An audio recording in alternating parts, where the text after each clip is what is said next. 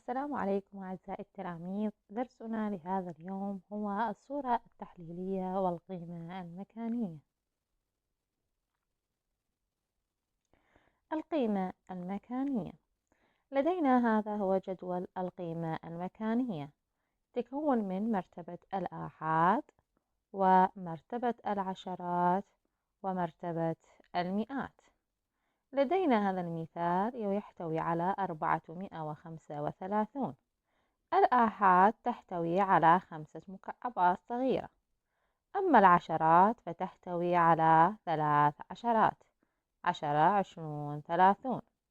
أما المئات فتحتوي على 100، 200، 300، 400. السؤال يقول: ما القيمة المكانية لكل رقم في العدد؟ العدد 4 في أي منزلة؟ في منزلة المئات. قيمته المكانية 400. 4 في المئات تساوي 400. الرقم 3 في منزلة العشرات، وقيمته المكانية 30، أي 3 في العشرات تساوي 30. الرقم 5 في منزلة الآحاد، وقيمتها المكانية 5. 5 في مرتبة الآحاد تبقى كما هي 5.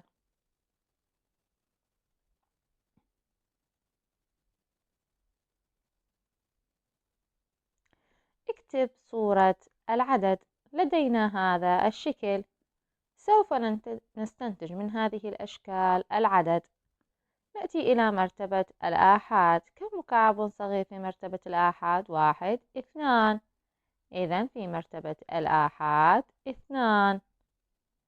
في مرتبة العشرات يحتوي على 10، 20، 30، 40، 50، 60، 70، 80، 90. إذن لدينا في مرتبة العشرات 90، أي 9.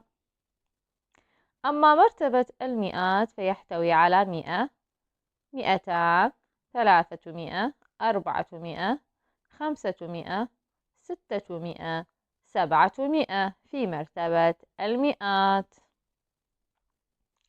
إذن الرقم هو 792.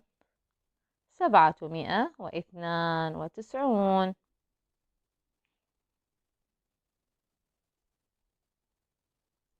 لاحظ الرقم.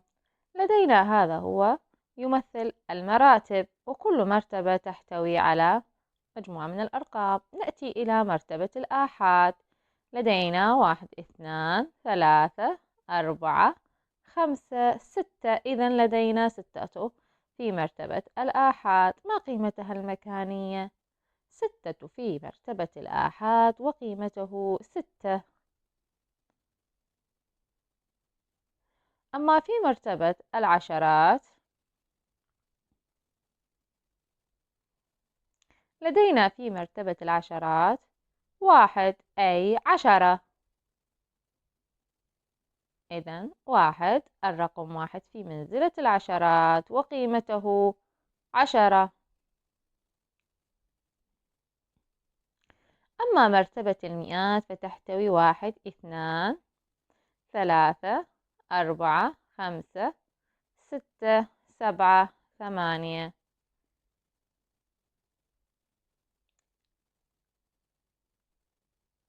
9، أي الرقم 9 في مرتبة المئات وقيمته المكانية 900.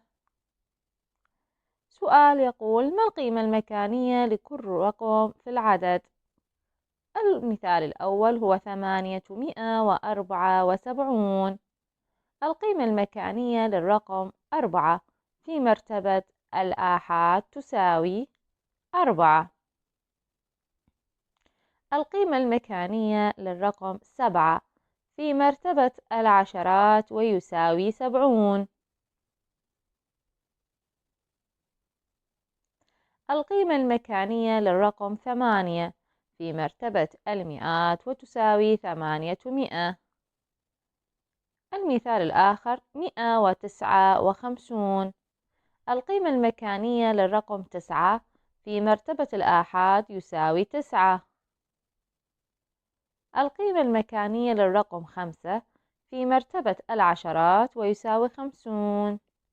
القيمة المكانية للرقم 1 في مرتبة المئات ويساوي 100. الرقم 999. القيمة المكانية للرقم 9 في مرتبة الآحاد يساوي 9. أما القيمة المكانية للرقم 9 في مرتبة العشرات يساوي 90. القيمة المكانية للرقم 9 في مرتبة المئات يساوي 900. سؤال: ضع العدد في الصورة التحليلية.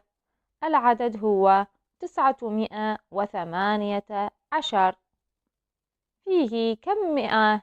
كم مئة في مرتبة المئات؟ لدينا 9. وفي مرتبة المئات كم مئة؟ تساوي 900. أما الوحدات معناها الآحاد فلدينا 8 في مرتبة الآحاد. أما مرتبة العشرات فلدينا 1 في مرتبة العشرات قيمته المكانية 10. إذن الرقم 918.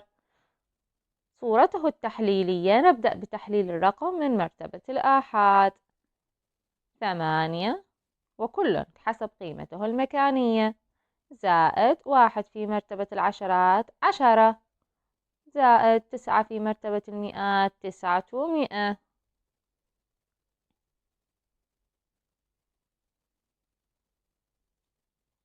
الصورة التحليلية: ماذا نعني بالصورة التحليلية؟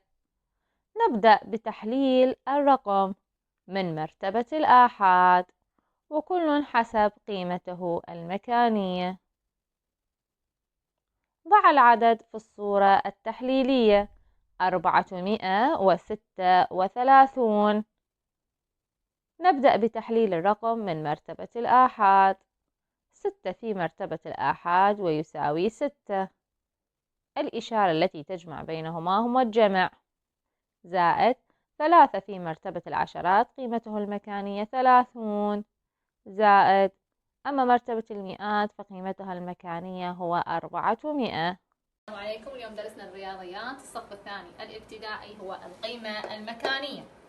القيمة المكانية: لاحظ العدد 435 يتكون من 3 مراتب: آحاد، عشرات، مئات. ومثل ما تعلمنا بالدرس السابق أنه شكل الآحاد نمثله عبارة عن مكعب صغير، أما شكل العشرات هو عبارة عن مسطرة متكونة من 10 مكعبات صغيرة، أما شكل المئات هو عبارة عن مربع كبير متكون من 10 عشرات و100 مكعب صغير. هسه راح نمثل العدد 435 في جدول القيمة المكانية. لدينا في مرتبة الآحاد 5، أي يحتوي على 5 مكعبات صغيرة: 1 2 3 4 5. أما في مرتبة العشرات يحتوي على 3، إذن يحتوي على 3 عشرات: 10 20 30، وهذا هو شكل العشرات. أما في مرتبة المئات فيحتوي على 400، أي 4 مئات: 100 200 300 400. هذا الرقم 435 مثلناه بجدول القيمة المكانية. هسه خلي نشوف كل رقم وين يقع في أي مرتبة.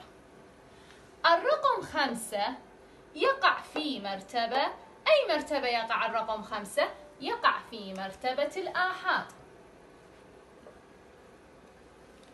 وقيمته المكانية، أي إذا جاء الخمسة في مرتبة الآحاد وقيمته المكانية 5 تبقى كما هي. أما الرقم 3 يقع في مرتبة، احنا عندنا الرقم موجود 435 كتبه هنا. الرقم 3 يقع في مرتبة، أي مرتبة يقع؟ العشرات. قيمته المكانية 3 في مرتبة العشرات تساوي 30. تساوي 30. الرقم 4 يقع في أي مرتبة؟ هنا عندنا آحاد، عشرات، مئات. إذا الرقم 4 يقع في مرتبة المئات. 4 في مرتبة المئات وتساوي لكم؟ تساوي 400. تساوي 400. أحسن. العدد والقيمة المكانية والصورة التحليلية لهذا الشكل. الشكل هذا يمثل المراتب اللي أخذناها في الدرس السابق. لدينا هذا هنا المرتبة، اسم المرتبة هذا يمثل مرتبة الآحاد. إذا آحاد. هنا يمثل مرتبة العشرات. وهذا الشكل يمثل مرتبة المئات. هسه نجي نحسب كم عندي، كم هنا في مرتبة الآحاد، كم العدد؟ 1 2 3. إذا لدي 3 في مرتبة الآحاد. أما العشرات فتحتوي على 10 واحدة. إذا 1 في مرتبة العشرات. أما المئات فتحتوي على 1 2 3 4 5. إذا تحتوي على 5 من المئات. هسه شو يريد عندي؟ يريد عندي القيمة المكانية. القيمة المكانية. القيمة المكانية للعدد 3 في مرتبة الآحاد ماذا يساوي؟ يساوي 3. احنا قلنا الرقم في مرتبة الآحاد يبقى نفسه. 1 في مرتبة العشرات قيمته المكانية. إذا لدينا 1 في مرتبة العشرات ماذا تساوي؟ وتساوي لي 10. نأتي إلى مرتبة المئات وتحتوي على 5. إذا كم مئة عندي؟ عندي 500. 5 في مرتبة المئات وتساوي 500. إذا العدد 513. 513. هسه يريد من عندي الصورة التحليلية. الصورة التحليلية للعدد 513. نبدأ في تحليل العدد من مرتبة الآحاد. 3 في مرتبة الآحاد تبقى كما هي 3. الإشارة زائد. نأتي إلى مرتبة العشرات. 1 في مرتبة العشرات يساوي 10. الإشارة زائد. نأتي إلى مرتبة المئات. 5 في مرتبة المئات تساوي 500. إذا الصورة التحليلية للعدد 513 هو 3 زائد 10 زائد 500.